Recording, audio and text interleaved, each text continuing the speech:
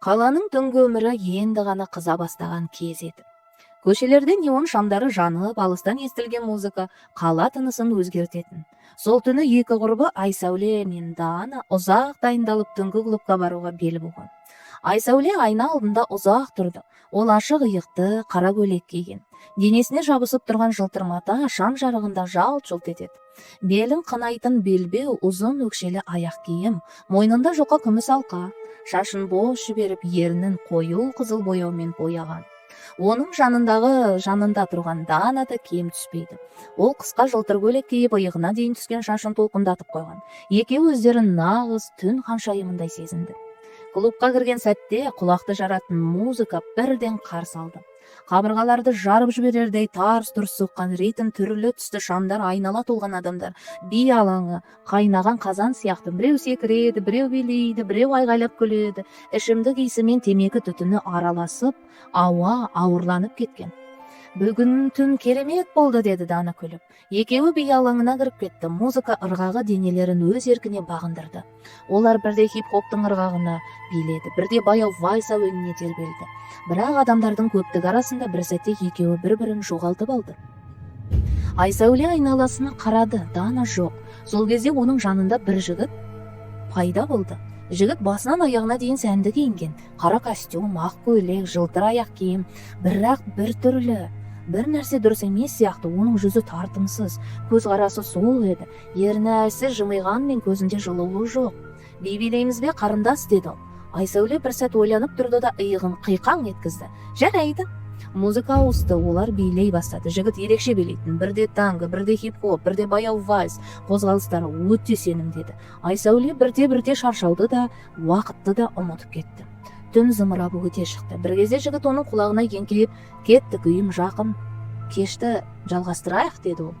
Дауысы біртүрлі салқын еді. Айсәуле жауап бермек болғанда артынан біреу қолынан тартып қалды. Сен қайда жоғалып кеттің, деді Дана. Мен... Айсәуле жігітке қарады. Бірақ ол жоқ еді. Жігіт қалың адамдардың арасында ғайып болып кеткен. Сол түні олар үйге қайтып кетті. Келесі күні таңертең Айсәуле оянғанда денесі қышып жатты. Алғашында ол мән бермеді, бірақ айнаға қарағанда шошып кетті. Қолында, мойнында, арқасында қызыл бөртпелер шығып кеткен. Қышыма күшейіп барады. Бұл не өзі, деді ол қорқып. Сол күні ол дәрігерге барды. Дәрігер ұзақ қарап отырды, сосын беті өзгеріп кетті. 1 минут күте тұрыңыз, деді де ол шығып кетті. Көп ұзамай кабинетке полиция қызметкерлері кірді. Айсәуле ештеңе түсінбей қалды. Сізбен бірнеше сұрақ бойынша сөйлесуіміз керек, деді олардың бірі. Дәрігер үнсіз ғана, бұл жай ғана аллергия емес, қарындас, деді. Онда не, деп сұрады қыз дірілдеп. Дәрігердің дауысы бәсең шықты.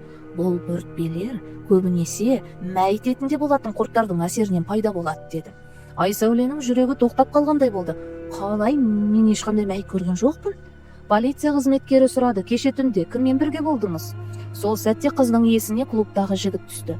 Суық көзқарас, біртүрлі күлкі, оның қолдары. Полиция көп ұзамай әлгі жігітті тапты. Оның үйін қаланың шетінде орналасқан еді. Есік ашылған кезде үй іші тым-тыныш. Тергеушілер бөлмелерді тексеріп шықты, сосын жатын бөлмедегі үлкен шкафты ашқаны сол еді. Шкафтың ішінде бір әйелдің мүрдесі жатқан. Бөлме ішін ауыр иіс басып кеткен еді. Айсәуле бұл жаңалықты естігенде денесі мұздап кетті. Сол түні егер Дана оны тоқтатпағанда, егер ол жігітпен бірге кеткенде, мүмкін келесі күні сол шкафтың ішінде тағы бір мүрде жататын беді.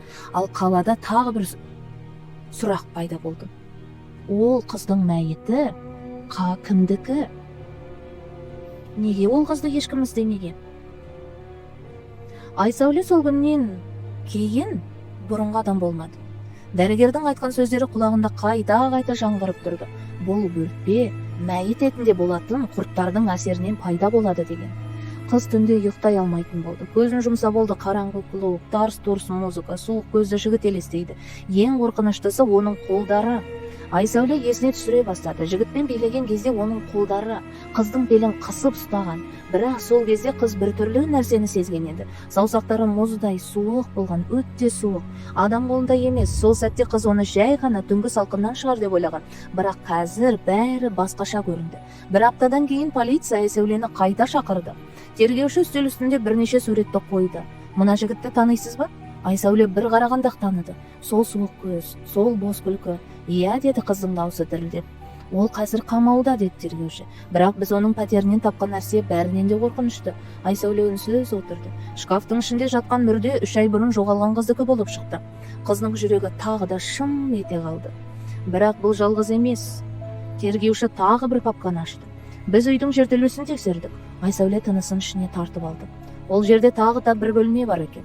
Суреттер үстелге жайылды. Қараңғы бөлме, темір ілгектер, қан іздері, ал қабырғада бірнеше әйелдің суреттері ілулі тұр. Айсәуле олардың арасында бір нәрсені көріп қалды. Өзінің суретін, клубтағы суретін. Бұл мүмкін емес, деді қыз сыбырлап. Мүмкін емес. Тергеуші ауыр күрсінді. Ол сізді бақылап жүрген көптен бері. Қалайша, неге мен байқамағанмын, деп ойлады Айсәуле. Сіз клубқа жиі барғансыз? Айсәуле есіне түсірді. Иә, соңғы айларда сол клубқа бірнеше рет барған едім. Ол сізді таңдаған. Қыздың арқасынан суық тер шықты. Ал сол түн, тергеуші тоқтап қалды. Егер құрбыңыз сізді алып кетпегенде, Айсәуле жалғасын естігісі келмеді, бірақ бәрібір түсінді. Сол шкафта тағы бір мүрде жататын еді. Бірақ ең қорқыныштысы әлі алда еді. Тергеуші баяу сөйлейді. Айсәуле, біз тағы бір нәрсені анықтадық. Не? Ол сізбен билеген кезде ол жігіттің қолында сол мүрденің иісі болған. Айсәуле көзін жұмып алды. Ол түн есіне қайта оралды. Музыка, шамдар, суық қолдар, ал ең соңында жігіттің құлағына сыбырлаған сөзі: кеттік менің үйіме. Айсәуле сол сәтте алғаш рет шын қорқынышты түсінді. Өлім кейде айғайлап келмейді. Ол кейде әдемі киініп сенің қасында билеп жүреді. Ал сен оны байқамай қаласың.